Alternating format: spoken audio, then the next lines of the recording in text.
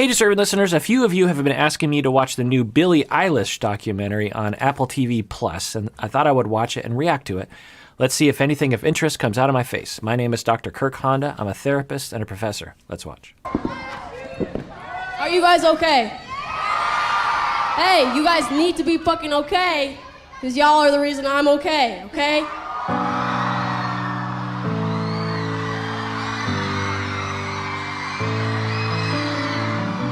And she seems to really care about her fans, which brings a tear to my eye, really. So I've heard a couple of her songs and that I can, recognize. But really the main thing I know about her is that she is a huge fan of The Office. There's a YouTube video. Rainn Wilson, a Seattle local, went to her house, I believe, quizzed her on various different Office trivia, and she nailed it. She knew so many random details about the TV show The Office. So I remember saying, oh, a fellow Office lover. Said out loud. Nice. Said out loud. That sounds good. Go. Probably something that should have been. So this is interesting. From what it looks like, she still records in her bedroom at home, which I can absolutely relate to. I actually really love recording in my bedroom at home sitting on my bed. I actually don't like being on stage very much. Most of my musical enjoyment comes from creating while sitting on a bed. If she still does that, that's actually pretty impressive. This is what I want the album to be called. When we all fall asleep, where do we go? And then I actually drew this song. This is the drawing of this song, because the whole song's about, monsters under your bed. In the future, I'm going to do stuff with wings. So I think some people are making comparisons between Billie Eilish and Kurt Cobain, and I see a lot of similarities so far. One of them is that Kurt Cobain actually would draw. He loved drawing pictures. And he loved writing lyrics and doodling, and he was frequently mishmashing his lyrics with his visual art and imagination. And actually, the museum here in Seattle had a whole exhibit of all of his drawings and the way he incorporated his thinking into his lyrics, into his visual art throughout his life. And it looked very similar to this. Oh, that's cool. Say no, I can't say no. Step on the glass, step on the tongue. What can we wrap it back into the bad dream thing? Just something to wrap that all in. What if it's sleep paralysis? So- limb? I have to say, I imagine a lot of musical artists are jealous of Billie Eilish to be able to create with your family, with your brother, in your home, in your comfy bed with your comfy pillows and your comfy lighting with your comfy curtains and all of your things would be much preferable than being in a studio. I mean, I guess it's sort of the difference between, right now with all the various lockdowns, we're all working from home. And on one hand, it's nice because right now I'm literally wearing shorts. I'm all business from the top and I'm all relaxed on down, and so there's benefits to that because you don't have to change out of your sweats and you get to stay home and there's no commute and it's very comfortable and you can your kitchen is nearby and your animals and your family and your own bathroom and all there's a comfort to level to that. And then there's the other side, which is that people miss going into the office, the formality of it, being with other people, the creativity that's created when you're interacting with others, the way it kind of forces you to get your work done because you're at an office and you're at work. And maybe you have all the various different utensils, the paraphernalia of working that helps you.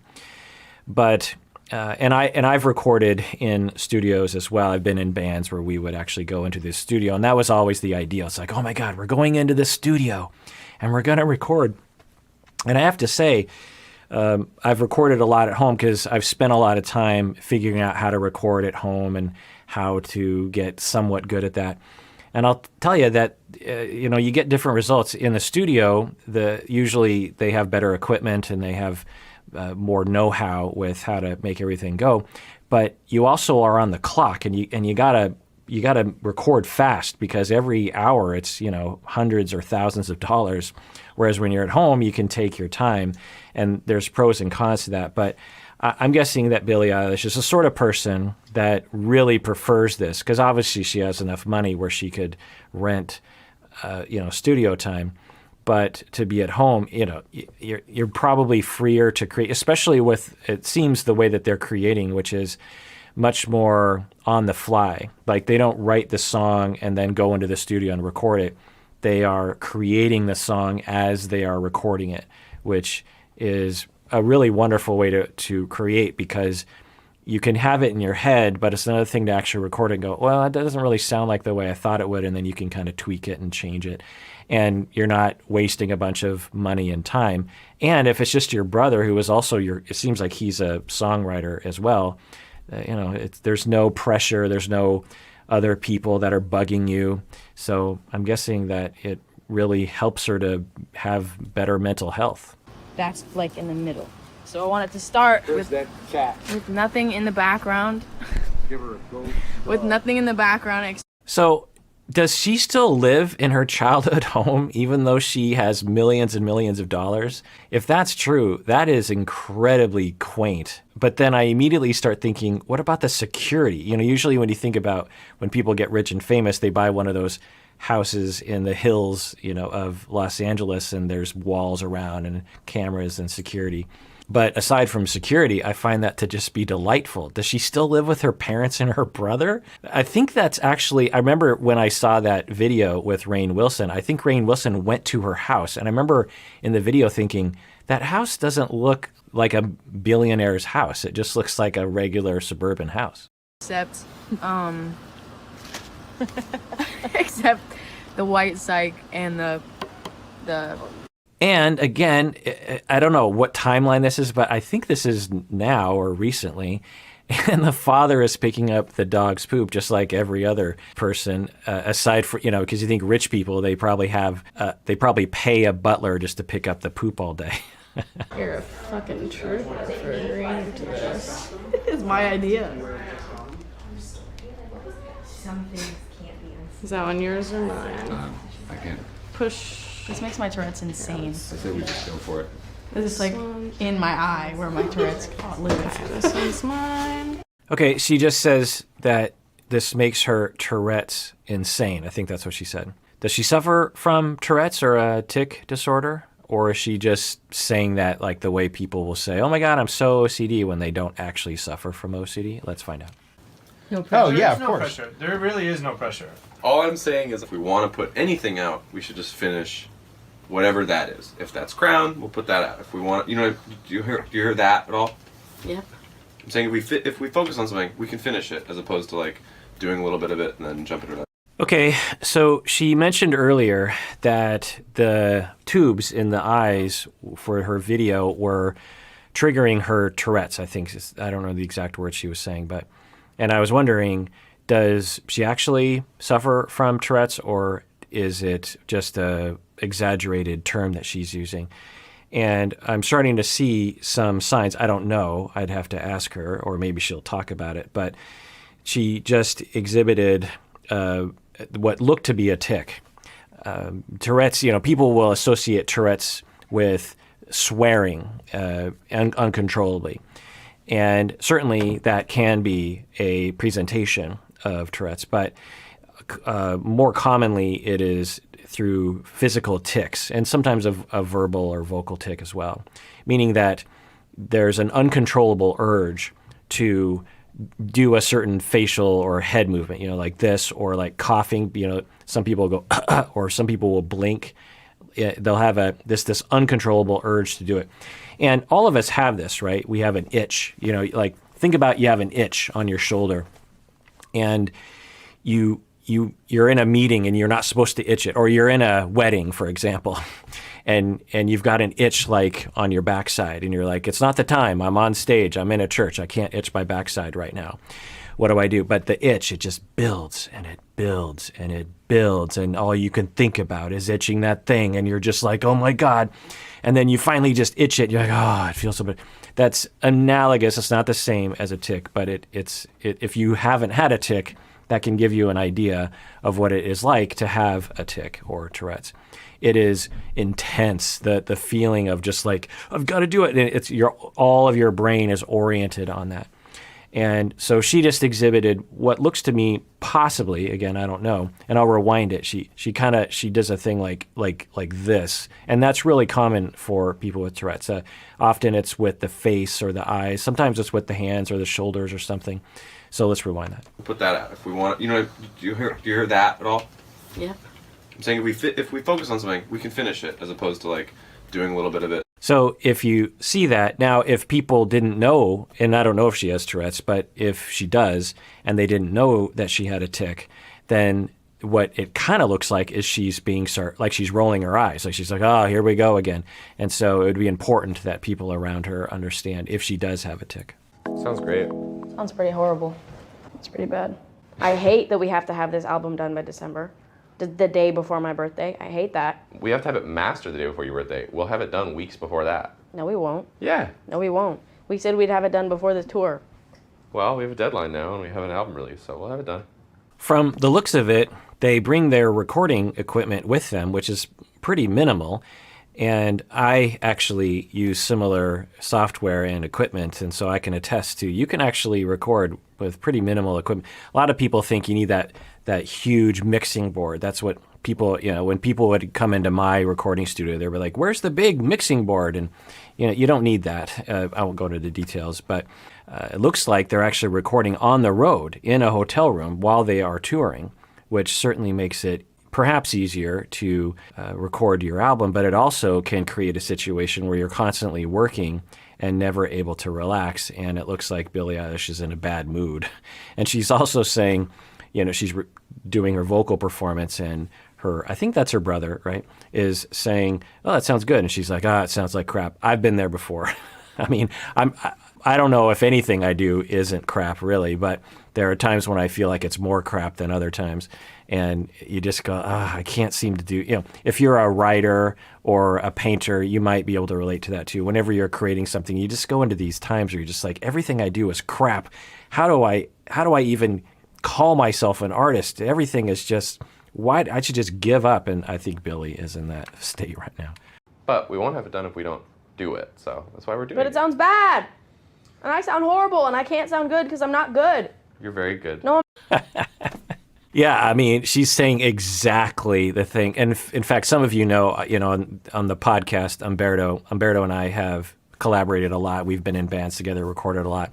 And he never has this problem. He never has what Billie is doing and what I have done, where it's just like, I sound like crap, everything. And Umberto will say to me, why do you say that? No, you sound great. Everything's great. And I'm like, no, everything is crap. Everything I do is crap. I'm a terrible singer. I'm a terrible artist. Why do I even try? So yeah, I can absolutely relate. It gets hard sometimes. I don't know what that is. Why is it that a lot of artists are like that? Why are some artists not like that? I don't know. It's almost like I hear it differently. Maybe it's through an emotional filter, but there are times when I'll just put it, I'll be, this sounds like crap. I'll put it aside. And then like a month later, I'll listen to it again. I'll be like, hey, that actually sounds pretty good. What was I thinking before? So I think it's a lot of emotion, like the mood you're in or your self-esteem at the time or something. And be like, here's True Blue, and then we'll write another one.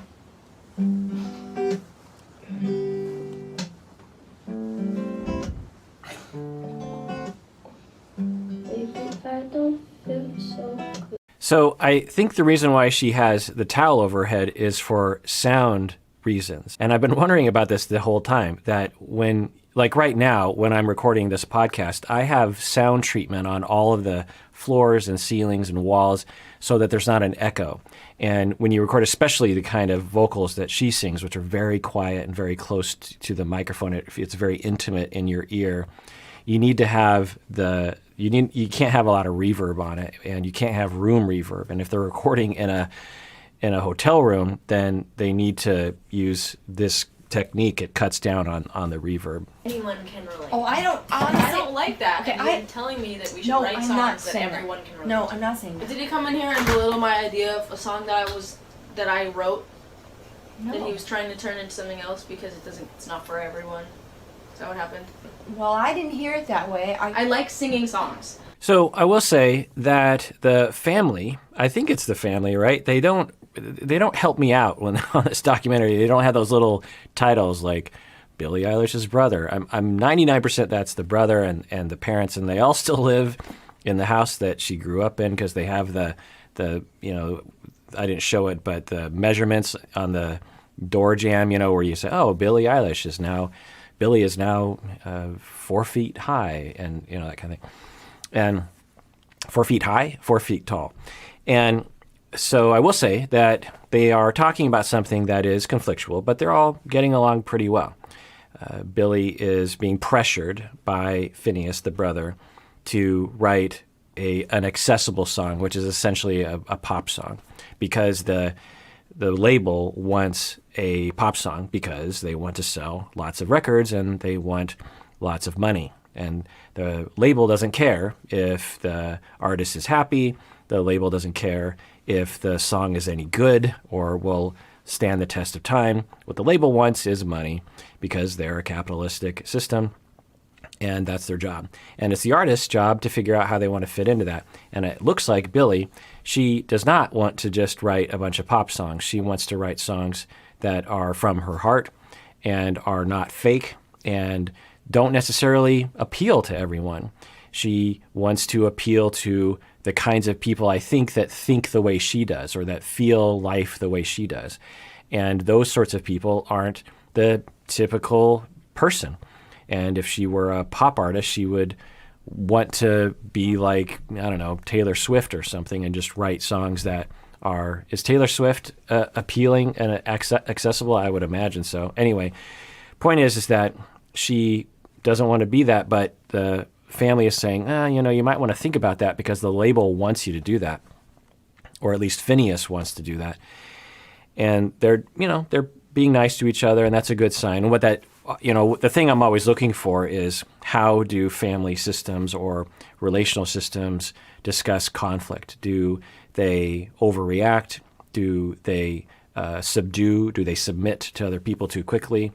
Do they accuse other people? Do they use contempt? And in the family, they're not doing any of those things. They're just saying, well, I think maybe you should try this. And she's like, wait, what's going on here? And I don't want to do that. And, they're just speaking their opinion, which is good. To the rooftop, I wanna see the world when I stop breathing,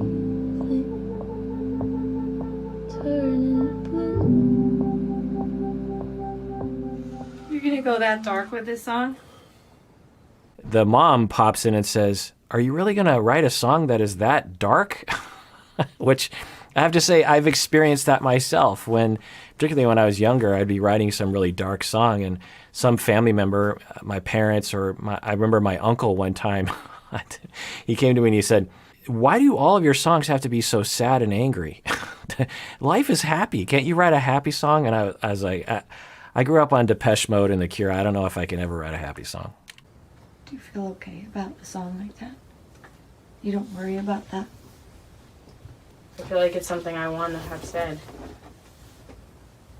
You don't worry about This song is the reason I don't. Like, having this way of saying it instead of doing it is better. All right, so if this is a psychology podcast, I'm going to comment on this. She is essentially implying that she thinks about suicide, which of course would be very concerning to the family, particularly the mom who is asking her these questions. And by the way, if you think about suicide, make sure that you get a clinician and or the National Suicide Prevention Hotline at 1-800-273-8255, because people's intention for suicide will often be very brief. And so if we can get people and yourself through those moments, usually people will thank their service providers. Thank you, they'll say, thank you for getting me through that week when I had a spike in intention, because I now see that life is worth living. So make sure that you do that, and you deserve it. And it sounds like for Billie, she does think about suicide sometimes, which makes me sad for her. And I wonder where that comes from. Does it come from before she was famous? Does it come from because she is famous? fame brings a lot of trolls and a lot of haters and a lot of pressure. And as a woman, she's going to experience even more pressure, the sexualization of women, the objectification, the shaming of women, the ageism she might experience as well, can be really intense. Now, the mom, I think, brings up a good point, which is, you have a lot of young, impressionable listeners, and for you to talk about suicide, you can actually maybe prompt people to attempt at times. And it is something that can happen. It might seem like, well, it's art, right? You can't censor art. But it is something to think about. And I don't know where that line is. Maybe because I'm of two minds whenever this sort of thing happens. It's like, well, people are thinking about suicide out there, and they want their idols to normalize that. Maybe it's a good thing when famous people or when TV shows or movies wrestle with this reality, because we're so good at sweeping it under the rug and avoiding it, and thus not really moving forward as a society so that we can help these people, which are many, many people, by the way. A lot of people think about suicide. It's not a small minority of people in a given lifetime. Throughout one's life, it's extremely common at some point in your life for various reasons. But so on one hand, we want to raise awareness and we want to normalize, because it is quite common. On the other hand, we don't want to create a situation where we glamorize it or we push people over the edge without giving them access to help. Billie Eilish in studio with us here on the Kevin and Bean Show. We have a bunch of questions about the music we're going to get to in a minute, but I have to, this is one more teenage question I have to ask. So are you done with school already, or are you still homeschooling? Or are you faking homeschooling? Wait, how old is she? Is she 17 or is she in high school? I thought she was in her 20s or something. So she's going all through is that what they're saying? Homeschooling? So she's still a kid? This is a lot of pressure to put on a child. That puts things in perspective. Love you, Billy. Happy 17th birthday. So I'm sure a lot of you have been screaming at me and commenting below this whole time, because I've been marveling at, wait, she still lives at home with her parents? She was 16 years old. She got her permit for driving. And I thought, why is she getting her permit when she's in her 20s? I guess she just didn't want to get her license. I don't know why I just assumed that she was an adult, but she was 16 years old. So yeah, she still lives with her parents because she's a child. I think a part of the reason why I thought she was in her 20s is because she comes across as so mature. I mean, the way that she talks and the way she holds herself and how she is able to handle being on stage and recording with her brother, and how honest she is and how secure she seems in herself, seems like she's way older than 16 years old. I mean, now she's 17. Where's this going to be? You know, like how you saw the first round of billboards with the album Everywhere. cover? Yeah. This is going to be the second round of those. Okay. Hold on. Something's happening here. Wow. So again, I don't know if this is what she was talking about when she talked about her Tourette's, but we saw a little glimpse of that. It's possible, it seems actually probable, that she has a tic disorder that it manifests in this kind of eye and head movement thing. And it's very common for people with Tourette's and with tic disorders to have those kinds of movements, meaning that it's an uncontrollable urge, almost like an impossible thing to push back against. It has to happen. And sometimes it even feels like it just automatically happens without you even having any volitional control over it. But we heard her, we saw her doing the movements, and then she said, hold on, wait, I don't know what's happening right now. So she might, for some reasons, sometimes it's hard to tell. Sometimes you can relate it to stress or tiredness or something like that. But she is, perhaps it just comes on randomly, and she's saying, hold on, something's happening with my Tourette's. Again, I'm not even sure if that's what's happening right now, but it kind of seems like that. So maybe they'll get into it. Wow. What is it? A tick attack? No. I don't know why though. It's been like coming on all day, but I can't like. Right. So she is explaining to people, it's been coming on all day. I don't know why it's happening right now. I don't know why it's been happening all day today. And I hope that she doesn't feel ashamed about it. I hope that she just tells everyone, look, I have this thing and it's a common thing. It's not a big deal. Don't get freaked out by it. I think that we have this tendency, one, to shame people for anything that's out of the ordinary, particularly for any kind of mental condition that seems strange to people, but also particularly when you have movements.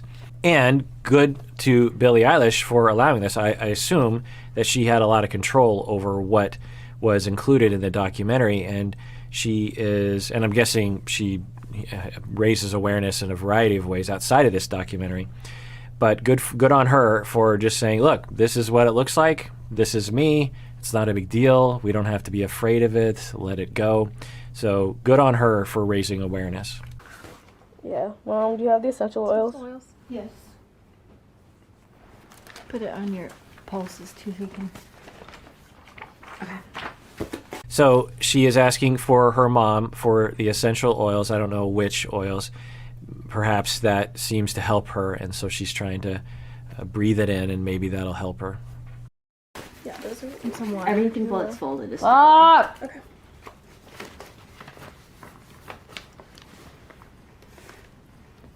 And it can be very frustrating. That can be really distressing. For some people, they can have a really severe version of it where it's just happening pretty much all the time. And it can be very, very distressing. Even if everyone around you doesn't have stigma around it, which isn't guaranteed, it can still just really ruin your life because you're just trying to get stuff done during the day and you're doing all these movements, and it can just be really, really hard. I don't know why the lights are like really making them like Really tired probably. Yeah. Yeah, that's probably what it is.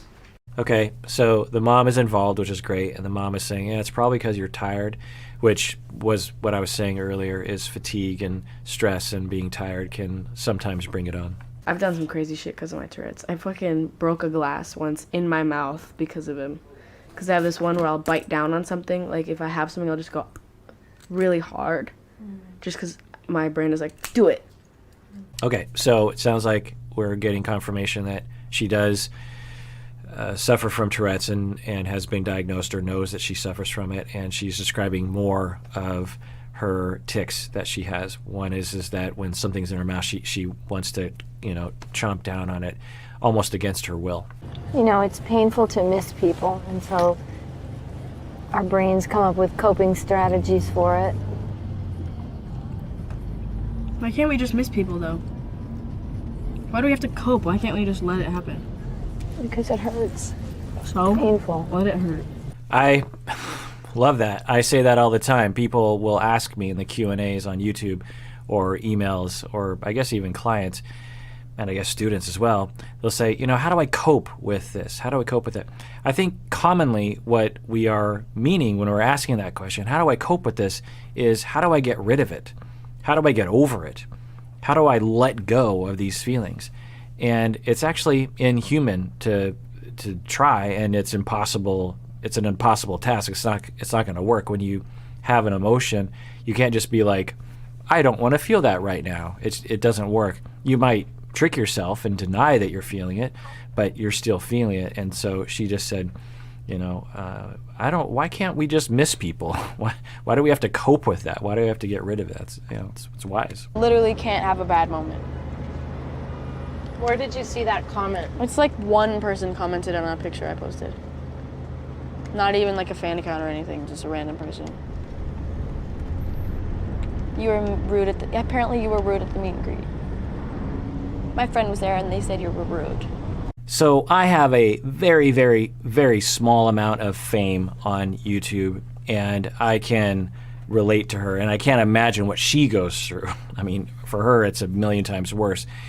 That sometimes you're just having a bad day, or you comment in a way that is misinterpreted by someone, and they will be hurt by you, or they'll attack you or something, or I say something in a video that either I am just being dumb, or it was misinterpreted, or I didn't say it quite right, and someone is hurt and angry at you or hostile or calls you out in some way. And it can be devastating. I know a lot of celebrities will talk about how they don't read any reviews, they don't go online, they don't use Twitter, because I think we are made to really pay attention to negative feedback. It makes sense, right? We evolved in small groups of, say, 50 to 150 people.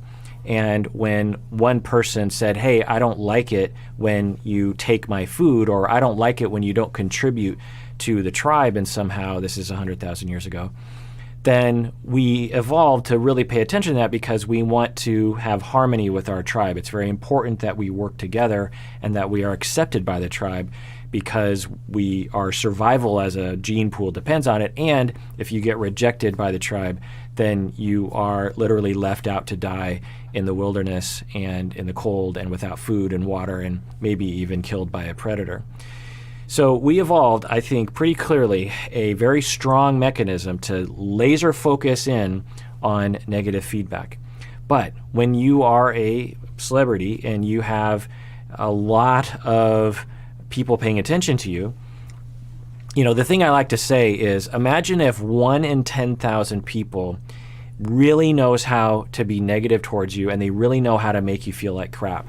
So let's say, 1 in 10. So you have so many of your fans are nice or neutral, or they don't say anything online about you, but you get all this positive feedback. But let's just say 1 in 10,000 of your fans knows exactly what to say to you that is going to devastate you for that day, or maybe even that week.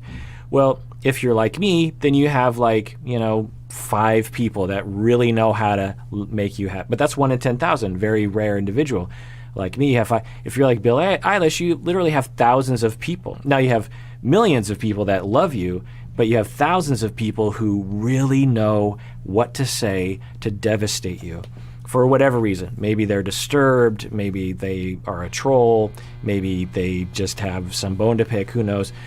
But it really gets to you, and I can relate to her. Now, I want to commend her for her maturity through this whole thing. Again, at the beginning I thought, well, she's, what is she, like 25 or something? This whole time she's been 16, 17, and she's handling all this with tremendous grace and maturity. And in this moment, she's like, I couldn't have one bad moment. And I've been there before. I've been like, like even as a professor sometimes, in a way, professors are kind of idolized, which I don't think is a good idea at all. And I wish I could just do away with that. But since the beginning of me being a professor for the past 20 plus years, you just notice that students, they're scared of you, they look up to you, they might idolize you. And when you don't say the right thing, I had a student of mine who eventually became a colleague and a friend of mine, and this is years later. She told me that I said one tiny little criticism to her, and it wasn't even really a criticism. What it was everyone was developing the topic of their papers, and so they were all working quietly. And I was going around the room and asking, okay, what are you going to write your paper about? And the primary reason why I want to ask the students this is because I want to make sure that they're writing a topic that is doable. A lot of students, or some students, will want to tackle a topic where I'm like, that's a 50-page paper and you don't have time for that. You got to narrow that down. And so I came to this student, and she told me her idea, and I was like, oh, I don't think that's going to work. I think it's a great idea, but I don't think it's going to work. I think you need to narrow it down. And we had a short conversation, and I moved around, and I probably said similar thing to a few other students. Well, this is 5 years later. This, eventual friend and colleague of mine said that she ran to the bathroom and cried for like 15 minutes because of what I said to her. And that's because of the way people look up to their professors. And so this kind of goes both directions, right? If the famous person were to say something negative to you, it could ruin your life. But also, if the fans say something negative to you, it can ruin your life, particularly for someone like Billie Eilish, who I think clearly takes this relationship with her fans very, very seriously. It's not just I'm the famous person and you're all the plebs. She thinks of herself as one of them. She's almost like the working class hero of pop music these days. You know what I'm saying? But anyway, she's sort of like the most down to earth pop star I think I've ever known. You were bothered, and I was like, yo, I can't have one moment. I mean, it would be After great my if show. you could overcome that in the moment and just Hey, take Mom. it. Listen, I'm just saying, I'm giving you complete... You know how much So I haven't been commenting on this yet because I didn't want to criticize the mom unfairly, but I think this warrants it. The mom, in a way, seems to almost be like the manager of Billie Eilish and her tour and her, and the mom seems to default to, hey, you need to please the crowd. Hey, you need to please the label. She seems to have that bias instead of protecting her child. I'm sure she's very protective and very loving. But in this moment, Billie Eilish is like, I can't have one moment after a show, especially after a show. I mean, I've had very limited experience on stage, but when I get off of stage from a performance, even if I'm just teaching sometimes, I need space to decompress my brain. It's a total jumble. And she was coming off the show, and apparently she wasn't bubbly and very welcoming, and someone tweeted at her and said, you were a jerk face. And the mom is like, well, you can't, you want to try to drum up that friendliness. You want to be polite, and not noticing that in this moment, Billie Eilish is like, I don't even think I was wrong in the moment, and I can't have like one sort of contemplative moment after a show without people being hurt and, devastated that I didn't completely make them feel like they were my number one fan or something. So I wonder what that dynamic is, and I wonder if that is causing problems, and I wonder what that says about the history of this family. Again, I have no idea. I can't have one moment where I'm like, you know what? I don't want to do this. Not one. I've never had one moment, and I had one moment, and there it is written about. Yeah, it's a lot to have to constantly be on, stage, even when she's just walking around in public, to have to please all of her fans all the time. I mean, she clearly cares about her fans, but it's hard. Especially, I wonder how extroverted she is. I mean, she seems like she is at least somewhat extroverted, but she also seems to be introverted as well. And, it's a hard thing to do. It's a hard thing to do for anyone, even if they're extremely extroverted, to constantly be like, hey, how's it going? And I'm actually really terrible at that. I can have real resting, upset face sometimes. And sometimes I'm like, oh, no, I hope people don't misinterpret me. It's like that. You were failed by me and your whole team yesterday. I'd love to meet your kids, but I don't want to be shoved into meeting a bunch of random kids that only want a picture with me. Doesn't feel good. Right.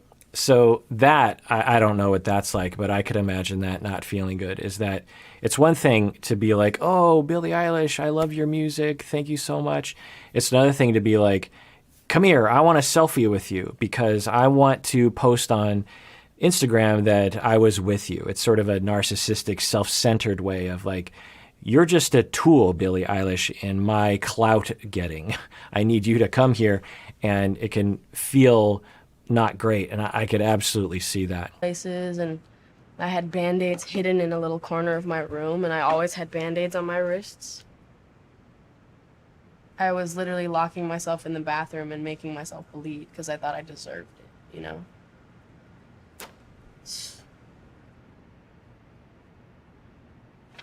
All right, so she is telling us that when she was younger as a teenager, which wasn't that long, she's still a teenager, but when she was a younger teenager, she felt as though she deserved to be punished. And there are people out there who suffer from that schema of this very sure notion to them that they are wrong and bad and deserve to be punished either by hurting themselves physically or self-destructing their lives or not asking for help from other people, denigrating themselves. It's absolutely a thing, and I'm glad that she's talking about it to raise awareness for that. There is help for that. Therapy, corrective experiences, secure relationships, raising one's self-esteem, having people around you that care about you can help for sure. In the house that you guys were growing up in, would you have still made music? I don't know. Our parents were really good about listening to what we wanted and never forcing anything on us. I think we grew up in such a way that made us feel like we could just do and be whatever we wanted. So if I understand right, she and maybe both of them were homeschooled their entire life. And it's possible that that freedom and that space to create was the fertile ground upon which both of them were able to go their own way when it came to creating things and creating beautiful music. They also were in a musical family, so that helped. But I know a lot of people out there who have been homeschooled will attest to the wonderful emotional space that homeschooling can create, that you're not pressured to fit into a box. Kids want to learn. They want to try new things. And school systems sometimes can really beat creativity out of children. Not always, of course, but it can for some kids. And it can also stifle some kids and cause them to do certain subjects that they don't really take to, but they might take to other things like music composition and creation.